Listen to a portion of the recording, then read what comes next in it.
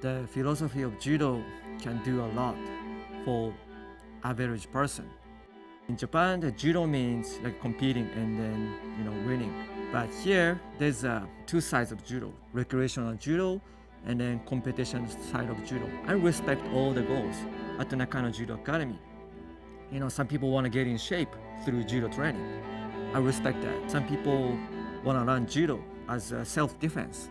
I get that. I respect that. And some people want to be judo champion.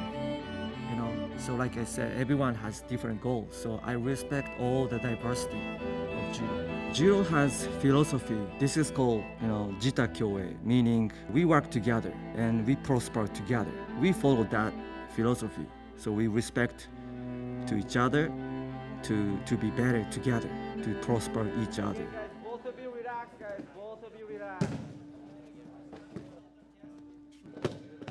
I discovered judo because my dad put me in a local judo club. I competed at the local tournament for the first time when I was 5 or 6 years old, because my dad has like a friend who did judo. My dad's friends were so respectful. So I guess my dad wanted me to be like his friend. There was a time that I wanted to quit judo. I hated judo when I was small and even in high school. Kids can easily tell their parents, they want to quit because judo takes time. Your parents let them quit and your judo training is over. But you can't do the same thing when you become adults.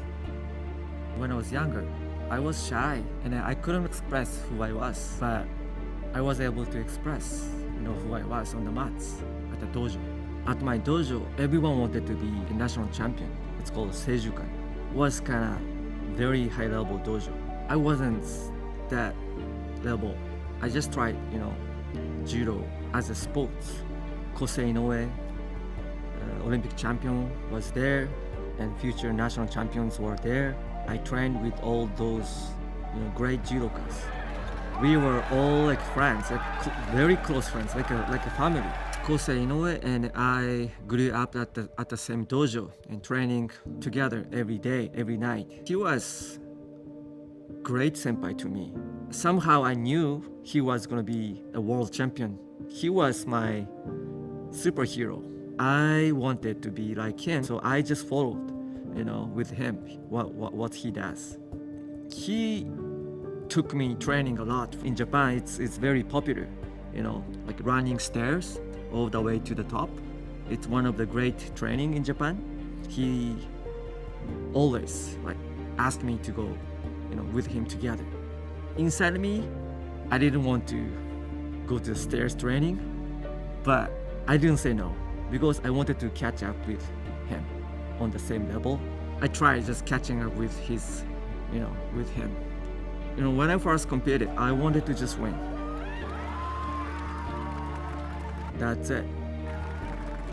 I wasn't okay losing. I wanted to win, so I kept training hard. At some point, I realized that I can't be better without my strong mindset or mental strength. When it comes to competing, even if you have a good techniques, even if you have a good gripping techniques, even if you have good ground techniques, you can't win without spirits. When it comes to stepping in front of your opponents, it can be intimidating to many people, but you have to turn on to fight.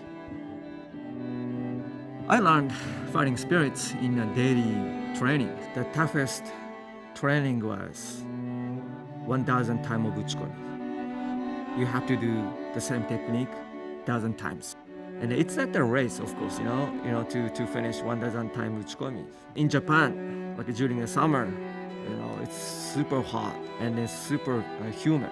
The training is brutal. If you do 1,000 times uchikomi, oh yeah, no one is gonna talk. No one chat, no one talks. We just do it. 100 and 200 and 300 and 400. You have to fight yourself. You have to zone in. You have to encourage yourself. You have to push yourself to stay there. If you start thinking something else, you get lost. You're not there. You can't really focus. Like halfway through, you're gonna start hating judo. Doing the same technique over and over and over, over and over and over. But if you zone in into what you're doing, finally you can really improve your techniques. I thought it was boring, but at the same time, I think my sensei, wanted to teach us patience. I didn't have discipline, but now I believe I have self-control, which is strength. So when I first studied, kids judo, I wanted kids to enjoy judo first. My mission still now is to spread judo. I wanted, kids to feel. I wanted kids to enjoy judo first, so that you can keep learning judo. Then they're gonna learn how to throw people, then how to pin, people. To me, sensei means a lot. It doesn't mean just an instructor or judo teacher, but it's more like a mentor. I teach the philosophy of judo at daily classes. I'm pretty strict in class. My son sometimes goes, "Oh, Dad, you mean in class?" No, I'm not mean. I'm just strict. Just being nice, doesn't help. Just being nice, doesn't take you anywhere. My first sensei, Inoue Sensei, the father of Kosei Inoue, he inspired me a lot. He taught me how hard judo is. He was so strict, really, really strict. When I misbehaved, at dojo, like I forgot to bow to show respect, he would come to me and then, he slapped me, Then I realized, oh, I forgot to bow to show respect. I didn't realize, why he's so that strict. Now I realize that judo is not about competing and winning a tournament. It's about the growth of your mental strength in the process of judo training. Life is growth. Everyone wants to feel progress. In judo, being humble is important.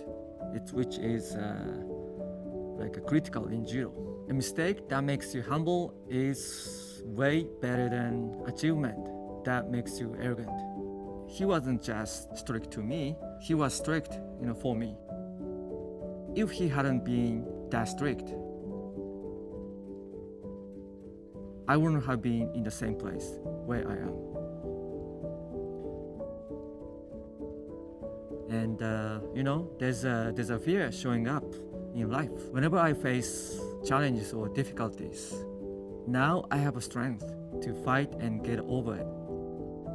I realized, when I become his position, like as sensei, which I am now, I'm doing just what I was educated by Inoue Sensei. So strict, but I learned a lot. I really appreciate my sensei, Inoue Sensei.